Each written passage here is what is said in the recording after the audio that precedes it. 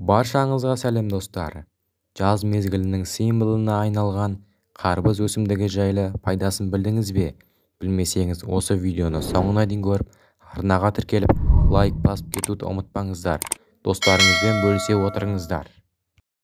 Барлық адам сүйсіне жеп, жаз шыға салысымен сатып алуға асығатын қарбыздың 92% судан тұрады. Оның адам организмін тазалауда пайдасы орасан зор екен. Оның құрамында А, В6, С дәрумен топтары кіреді. Сондай-ақ антиоксидант және амин-кислота секілді пайдалы компоненттер бар. Ыстық күндері қарбыздың маңызы тіптен арта түседі. Дүниежүзілік денсаулық сақтау ұйымының мәлімдеуінше, ең жоғары деңгейдегі дәрумендердің барлығы қарбызда екен. Әдетте мұндай жағдай тек қызыл көкөністерде, жеміс-жидектерде кездеседі екен. Сонымен қатар қарбызда ликопин компоненті бар. Оның жүрекке, сүйекке пайдасы өте зор. Қарбыз шырынының қасиеттері мен қанықтығы оның көптеген ауруларға ем болатын дәмді халықтық дәрі-дәрмек етті. Мысалы, ол атеросклероз, артрит, құяң және қант диабеті сынды ауруларды емдеуге үлкен көмек бола алады.